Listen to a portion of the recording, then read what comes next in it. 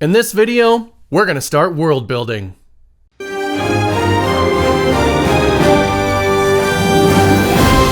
Greetings, Dungeon Makers! I'm Doc, welcome to Material Components. This is a channel all about enhancing your analog tabletop role-playing experiences. This video is going to be the first in a series of videos where we take it step by step and build a brand new world and a brand new campaign, analog style. Now there's two approaches to world building. There's the macroscopic approach and the microscopic approach. The macroscopic approach is starting with the largest body and working your way smaller, like starting with the universe and then working down to your starting town. The microscopic approach is the opposite. You start at your starting town and you build outward. I tend to combine the two. I will build the planet and then find an interesting spot on the planet to build my starting zone, and then build my starting town. It's really weird.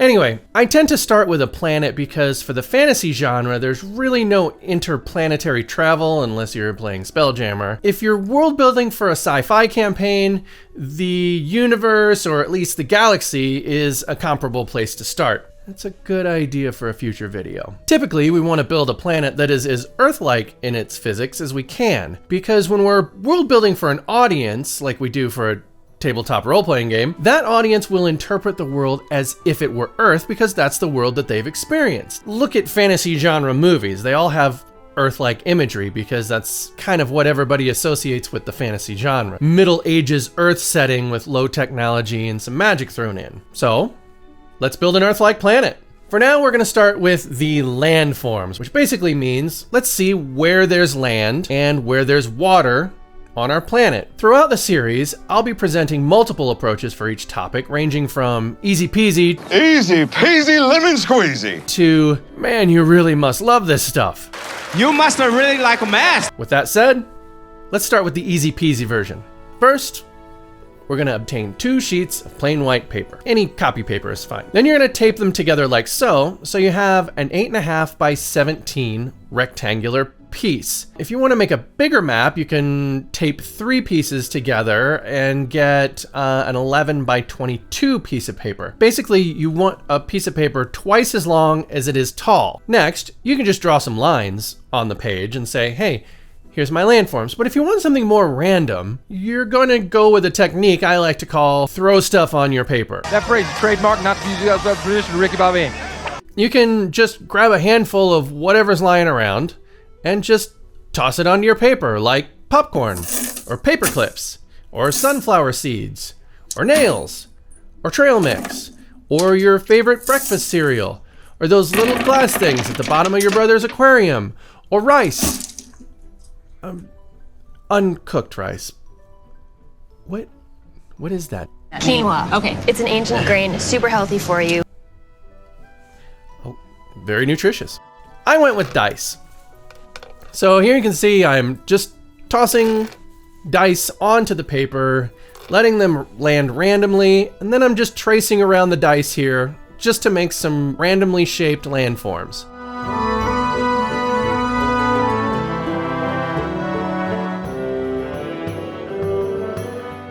Then I go back and kind of darken in the coastlines.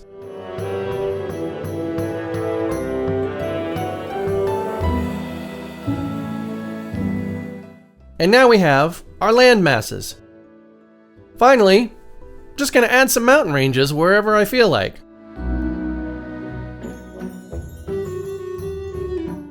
All right, let's ink it.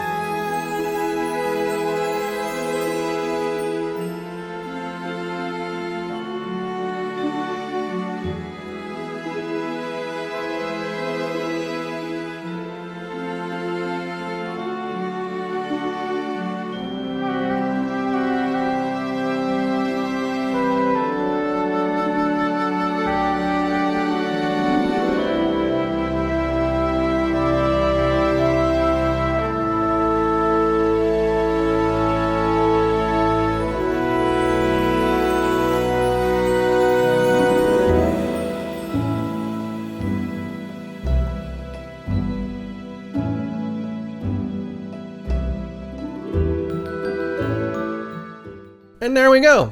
We're done. Now let's take it up a notch to a more medium complexity. Instead of just throwing some mountains on there, let's figure out where those mountains would actually be. Because we're working with an Earth-like world, we need to create some plate tectonics. Now, Earth has 7 major tectonic plates and a handful of minor ones. As you probably learned in science classes growing up, the Earth is made of liquid hot magma. Liquid hot magma. Or, as it's otherwise known when it comes out of volcanoes, lava. This is basically molten rock. The crust of the Earth is cooled molten rock. Underneath the crust of the Earth, this liquid hot magma churns and circulates and creates currents. And as pieces of crust run into each other or spread apart, they make various landforms.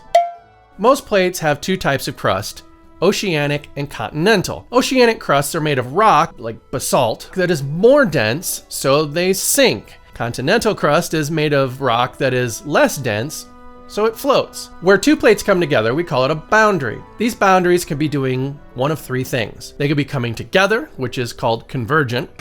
They could be moving apart, which is called divergent. Or they could be rubbing up against each other in opposite directions, and that's what we call transverse. Are you out of your mind?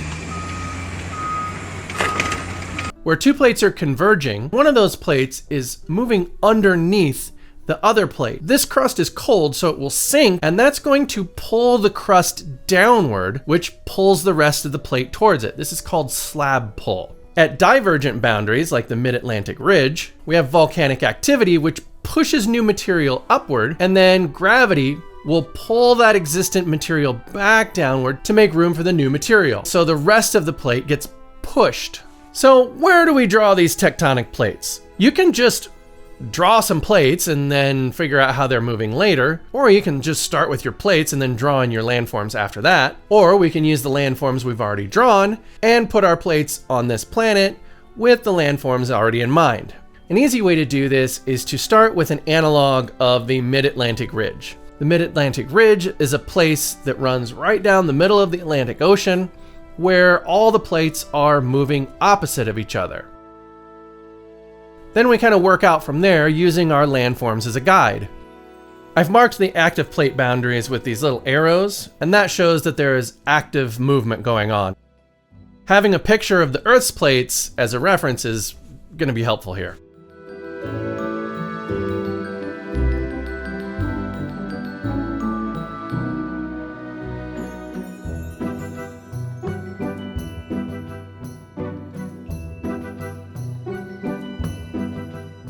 Okay, all this is great, but where do we put the mountains? This has everything to do with the plate boundaries. Places where we have a convergence of continental and oceanic crust forms a thin mountain range. Think of the Andes. Sometimes if this subduction is lasting a long time, we get something like the Rockies. Where 2 oceanic crusts converge, normally you get volcanic islands like the Aleutians. If you get continental and continental crust coming together, you'll get something like the Ural Mountains, or if it's happening over a long period of time, then you get something like the Himalayas. In divergent boundaries, you'll either get 2 oceanic crusts that are diverging, where you'll get an oceanic ridge, or you'll have 2 continents diverging, and then you'll have a rift valley. So with that being said, let's build some mountains.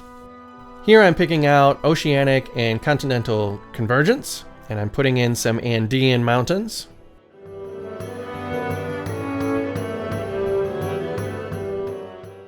Okay, done, right? Well, no. You're killing me, Smalls. We have to figure out where we're going to find volcanoes. Usually volcanoes are at active plate boundaries and hotspots. Hotspots you can put basically anywhere on your map. That's what made the Hawaiian Islands. As I go, I'm adding a few volcanic islands. Here we have a continent and a continent coming together, so we'll make some larger mountains. And what the heck, we'll throw a hotspot in here and make some Hawaiian-like islands. Now, I want to ink the coastlines, but I don't want to do it on this piece of paper, so I'm going to trace it. In order to make it easier for me to trace the coastlines, I'm darkening them in with a Sharpie. Okay, now I'm just taping a piece of paper over this one and tracing all the landforms.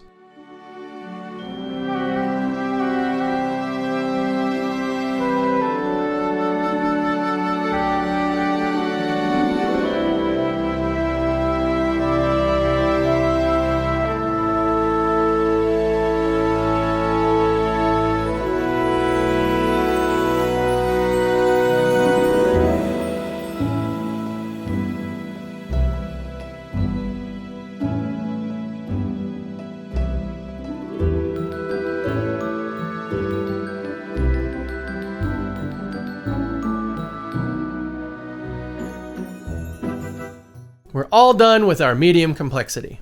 Now, let's take it up a notch. Well then, I guess it's time to take it up a notch.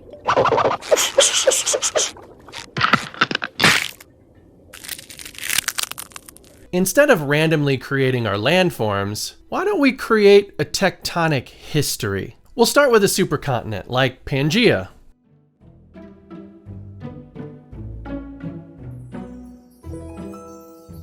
At various places in the supercontinent, I'm placing what are called cratons. Cratons are really thick, sturdy parts of the crust that are not going to break apart.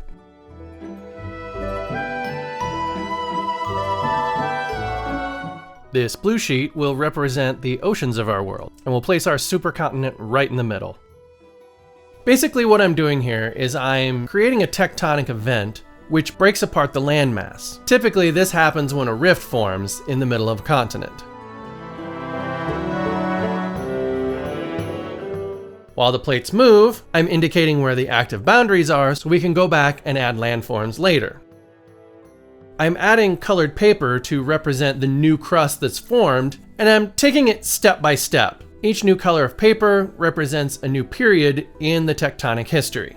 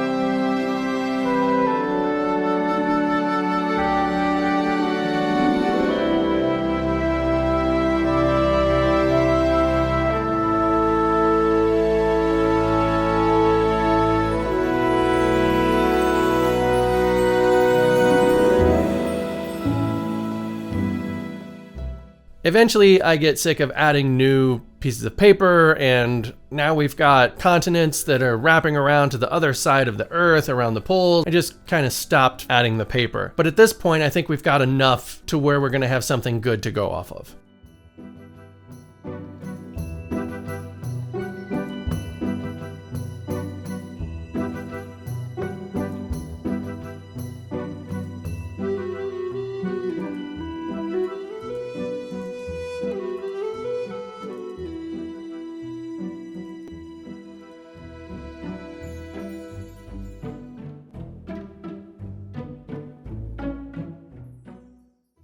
Eventually, I have something that I really like here, so I'm gonna stop.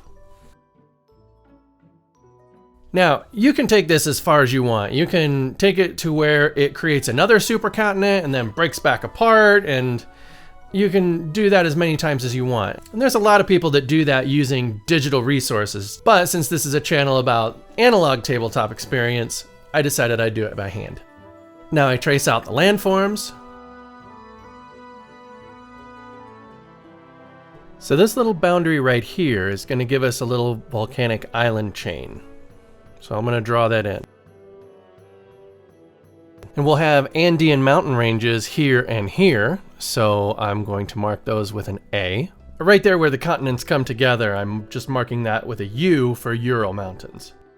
Okay, we had an active plate boundary here, so that's going to give us some Andean mountains and a volcanic island chain. Down here where these continents came together, we're going to have some Ural mountains. And here, we'll have some volcanic island chains. Up here on this continent, we're going to have Andes and Ural mountains. Right here, we're going to have a big, long volcanic island chain. Okay, we got a couple more volcanic island chains here and here. There's a big Andean range here. This continent will have island chains here, and an Andean range here. Here we had some oceanic plate subduction on the passive side of the plate. Needless to say, there'll be some volcanic islands here. This BAB stands for Back Arc Bay. More on that later. And you probably didn't catch it in the time lapse, but I decided to put a volcanic plain here, which was associated with a hotspot about here. So I'm making a Hawaiian island chain. And now we indicate our volcanism.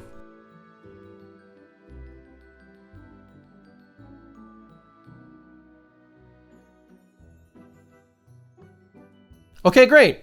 Now we're done, right? Well, no. No, God! No, God, please, no! No! No! No! The last thing we have to think about is glaciers. Glaciers make landforms also. On Earth, we have glacier activity towards the poles. During previous ice ages, they came down to lower latitudes and carved up the land around it. Really, the only glacial landforms that we're going to consider on a global scale are archipelagos, lowlands, and fjords. Archipelagos are island chains that are formed by glacial activity. Glaciers are heavy, and they will push down the land underneath them, and this will create lowlands, even bays or lakes when they recede. Think the Great Lakes or Hudson Bay. Fjords are these cool landforms that form when glaciers cut through mountains that empty into oceans. You can see them all over Alaska and Scandinavia. I'm marking my map with horizontal lines at the equator, 30 degrees north and south, and 60 degrees north and south. I'm also indicating the tropics. For this planet, I've chosen between 20 degrees north and south. We'll get more into the tropics and polar regions in the next video. Because my tropical region extends to 20 degrees north or south, that means that my polar region extends down from the poles to 70 degrees north or south. That's where my current glaciers will live, so I'm sketching them in with a blue pencil. I also want to indicate where there may be ice or glacial activity at high altitudes. I'm assuming that during the last ice age on my planet that glaciers made their way down about as far as they did on Earth, which was about 45 degrees north or south, give or take. So I'm indicating where the center of glaciers might have been during the last glacial maximum, because those will be the lowest regions where archipelagos, lowlands, bays, and lakes might be. I'm also indicating where there might be fjording in mountain ranges that may have had or currently have glacial activity. Finally, I'm drawing in some coastlines. While drawing the volcanic island chains, I'm taking into consideration how old they are. Newer island chains will be smaller, and generally as they age, they get larger from erosion. I'm also taking into consideration how long they were on an active plate boundary. The longer the activity, the larger the islands. I'm also creating bays, lakes, and archipelagos where I feel they're appropriate. I'm going to take this one step further and add some elevation. Now, elevation is really easy to hand wave. Elevation typically goes from high to low, from mountains to sea.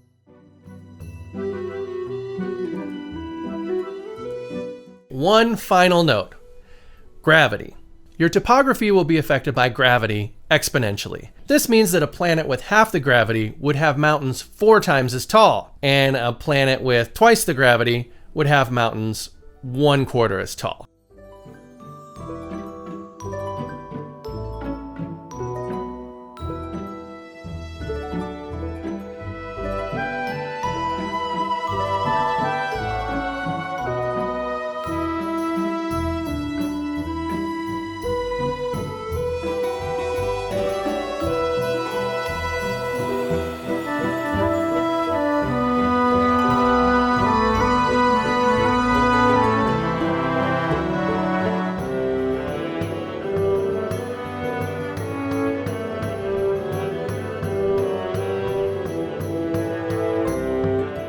Alright, I think that's enough for one video. We have done a lot. If you want to try your hand at some of these advanced techniques, I've put some links down in the description to some great blogs. Thanks so much for watching.